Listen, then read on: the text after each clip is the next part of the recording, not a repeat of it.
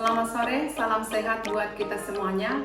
Perkenalkan kami dari kelompok 3 bersama Bidan Siti Yuhana, Bidan Siti Ratu Yuhana, Bidan Rima Andriani, Bidan Umaya, Bidan Yuyun Ulfa Dwi Handayani, dan saya sendiri, Bidan Lastria Manurung.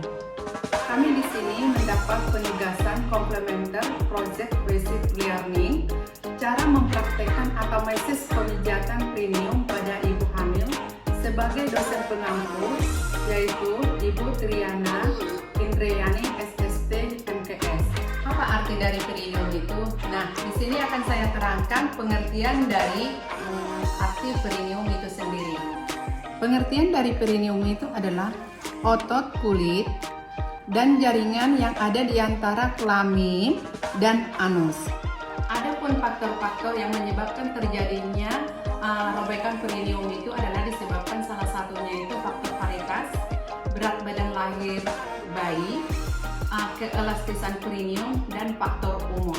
Kami di sini kelompok 3 membuat salah satunya itu kami ambil dari cara mempraktekkan bagaimana cara pemijatan perineum yang menyebabkan keelastisannya perineum itu biar bisa untuk melahirkan normal. Nah, kepada siapa pemijatan perineum ini dilakukan dan siapa yang boleh untuk melakukannya? Pemijatan perineum pada ibu usia kehamilan 35 sampai 36 minggu. Kenapa? Karena pemijatan perineum bisa menimbulkan kontraksi secara alamiah. Siapa yang boleh melakukan ini? Kami di sini sebagai role model atau dikatakan dengan bidan untuk mengaplikasikan kepada ibu hamil sendiri dan juga kepada suami cara pemijatan perineum yang baik, yang benar, dan aman. Maka dari itu, kami kelompok 3 mengambil salah satu dari penyebabnya dokter itu seperti yang ada di PPT kami. Terjadinya penyebab adalah kekurangan elastisan perineum tersebut. Pemijatan perineum yang artinya salah satu cara yang paling pasti untuk meningkatkan kesehatan aliran peredaran darah yang lebih lancar, elastis, dan relaksasi otot-otot dasar panggul. Kapan waktunya tepatnya dilakukan pemijatan perineum? Lebih tepatnya usia kehamilan dalam 36 minggu dan dilakukan 1 minggu dalam 3 kali dan minggu berikutnya boleh dilakukan 5 kali dan sebetulnya dan selang waktunya 5 sampai 8 menit dan seterusnya sesuai dengan kebutuhan ibu atau kemampuan ibu. Di sini bisa kita ajarkan ibu sendiri untuk melakukannya dan juga suaminya sendiri.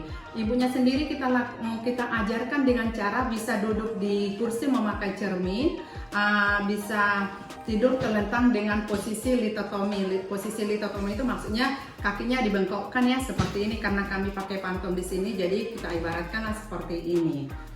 Nah, harus kita ingat sebelum dilakukan pemijatan terlebih dahulu dikosongkan kandung kemih. Dan perlu lagi yang satu hal yang paling penting yang kita ingatkan, bila pasien terjadi infeksi atau keputihan atau ada herpes aktif di daerah vagina, pemijatan perineum tidak boleh kita lakukan. Alat-alat yang kita pergunakan dalam pemijatan perineum adalah, sebelum kita melakukan pemijatan, pertama saya akan kenalkan dulu peralatan apa saja yang kita perlukan. Di sini ada handskun yang steril, ada waslap 2, ada air hangat diisi dengan kom, ada jelly. Jelly ini bisa kita pergunakan dengan minyak zaitun ataupun dengan jelly untuk USG, tetapi kami mempergunakannya dengan Fiesta. Sebelum kita memulainya, kita harus cuci tangan dulu di air yang mengalir.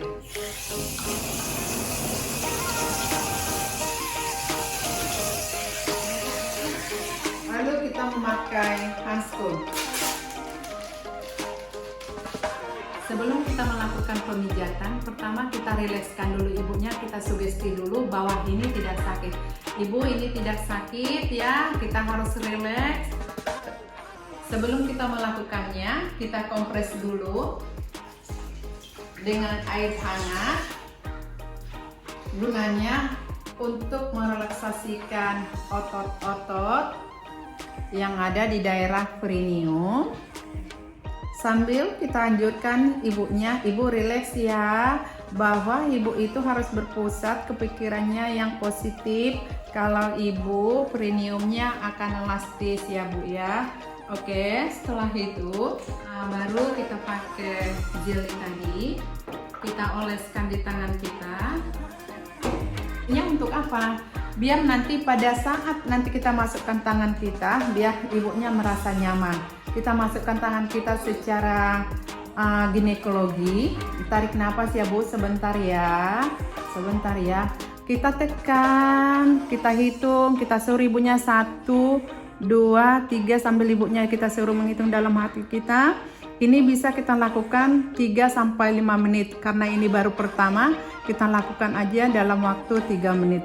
Baru kita geser tangan kita ke angka 9, geser, kita tekan sambil disuruh ibunya tarik nafas, lalu digeser lagi, kita hitung, ditekan, baru ke arah atas.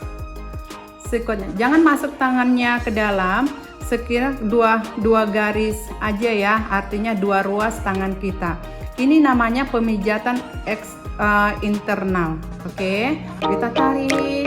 Nah, baru kita melakukan pemijatan dengan eksternal. Kita melakukan pemijatan eksternal, artinya di luar.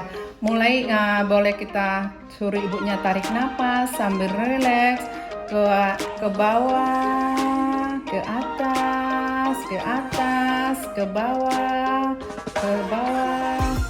tuh seperti itu, berulang-ulang ya, berulang-ulang.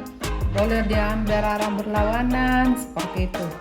Oke, nah sesudah ini lalu kita bersihkan ibunya pakai washcloth yang satu lagi.